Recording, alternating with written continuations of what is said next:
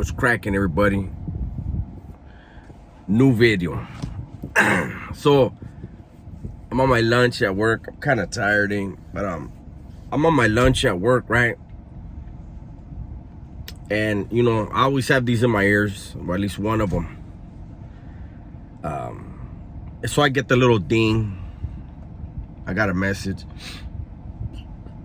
So I check it, right?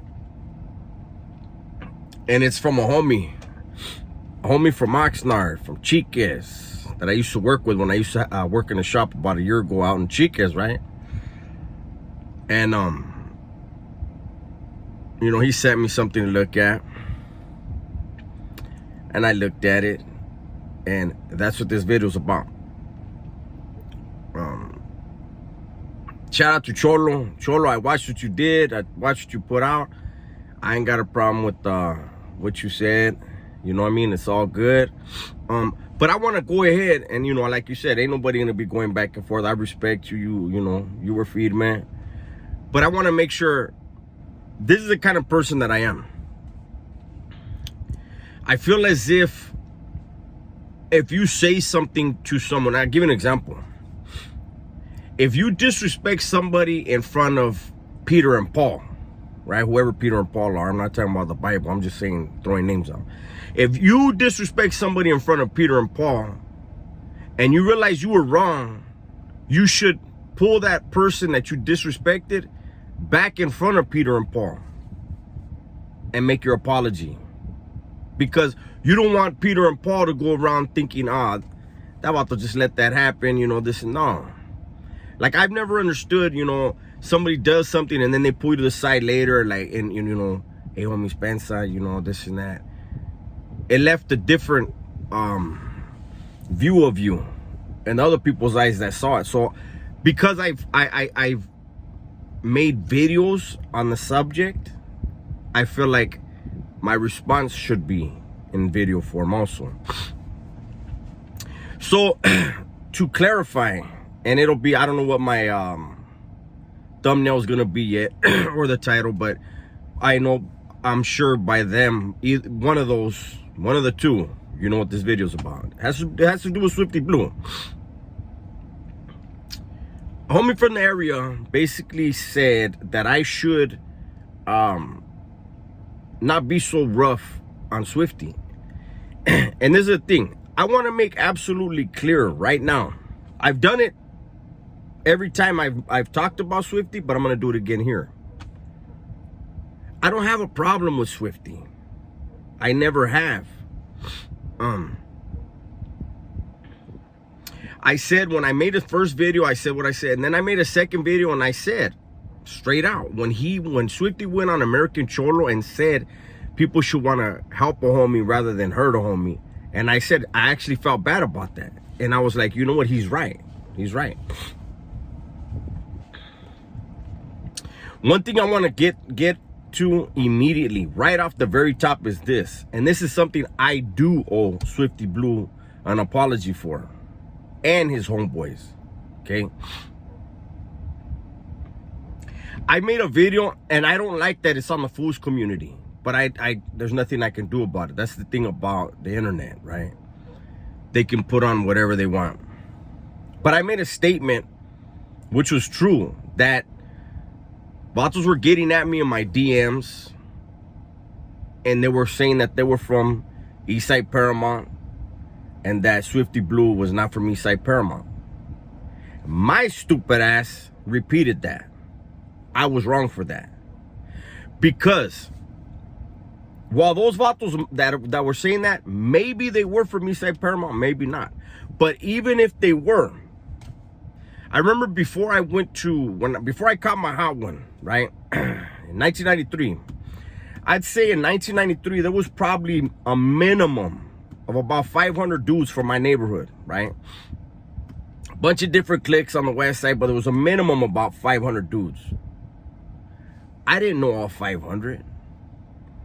I probably didn't even know 300. So if I was to hear about somebody saying they're from my neighborhood, I could say, like, that vato ain't from my neighborhood. Doesn't mean I'm right. It means he's not from my clique in my neighborhood. So these vatos saying that are probably my age, and what they're saying they believe is true, but it's still Eastside Paramount business. And for that, I apologize to Swifty and to Eastside Paramount.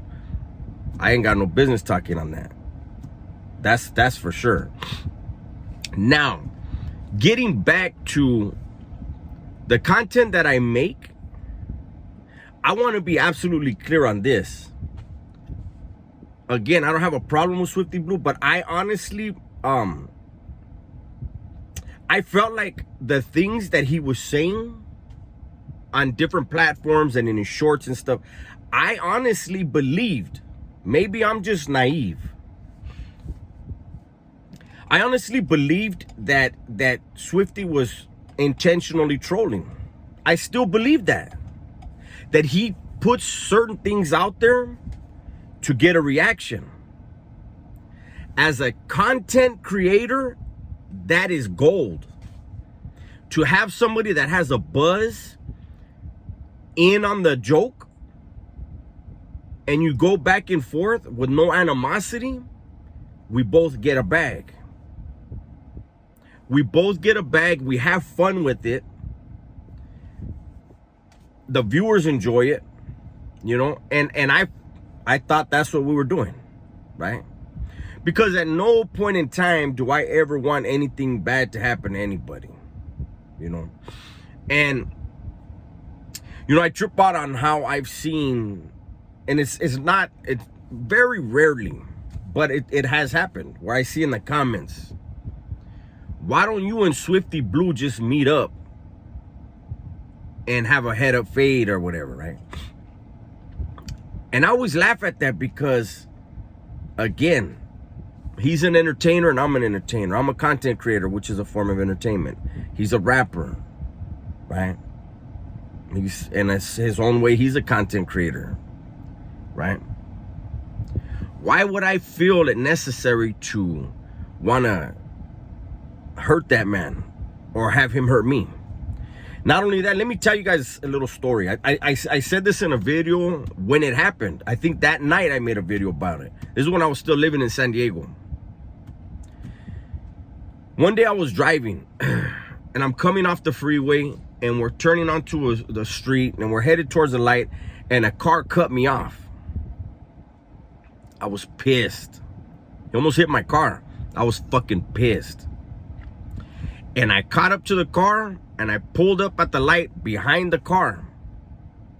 And I put my hand on the doorknob or door handle, whatever you call it. And I was going to get out of the car and I was going to go over there and check his ass, right? And as I put my hand on that door handle to open the door, a voice in my head as clear as day said, once you step out of the car, you lose control of the situation. I don't know where that voice came from, but I heard it and I knew if I step out of this fucking car, what if I wind up killing this dude? What if he winds up killing me? What if I wind up beating him up? What if we both wind up in jail? I was on lifetime parole. I would have been done. I was raised by my father that we don't lose. We do what we got to do to win. That's the mentality I had. Then that was reinforced in prison. If somebody puts their hands on you, assume they're trying to take your win and react accordingly. I'm not getting into no fist fights with nobody. I will defend myself at all times. But I will never ever sign up for violence. You know, this internet stuff, this YouTube stuff, this stuff that we do for entertainment purposes. So there's not going to be any me calling somebody, hey, let's meet up. That about to go feel like a fair one is a gunfight or a knife fight. I've already talked about that when I did the video on Joey Stacks and Big Boy. When you call somebody out, you don't get to dictate what the fight's going to be. What you may call a fair fight may be a different definition to whoever you're calling out. And once you call them out, ain't no backing out, right? So, there's that.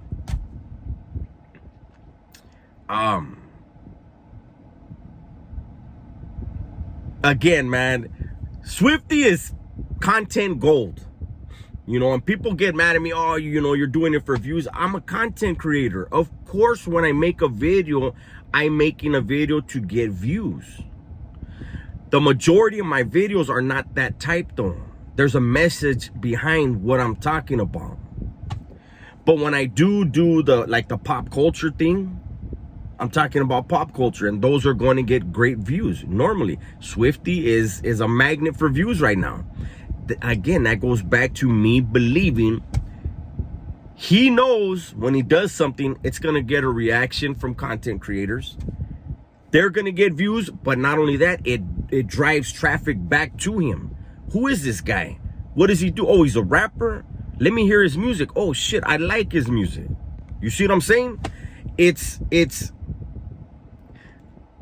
I was listening to this producer, or no, this manager yesterday. Some dude fucking that has something to do. Well, he was that Mo3 guy in Texas. He was his manager. And he said the old way of promoting rappers. So listen up. Swifty, I know you're probably watching this, big dog. He said the old way was to pay DJs to play your music. This guy said that's the old way. The new way is to pay vloggers. Pay vloggers and you're going to get more traction on your music. Pay these YouTubers, these people on IG, these people that have a big following. You pay them and it pays off better. So, again, I'm like, this vato's in on the joke. He's woofing, I'm gonna woof. There should be no animosity. I'm sure he's getting a lot of good money because of it. But like I said, when I spoke on whether he is or isn't from his neighborhood, that's not my motherfucking business. And for that, again, I apologize. I'm a man.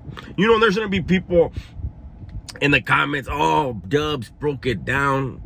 Listen, I know who I am. I don't concern myself if somebody else thinks that of me. But one thing I always do is do the right thing. If I'm wrong about something, I need you to know that, especially the one that I wronged. So with that, I'm going to go ahead and bring this to a close. You guys stay safe, stay smart, and tell the ones you love that you love them. I'm out.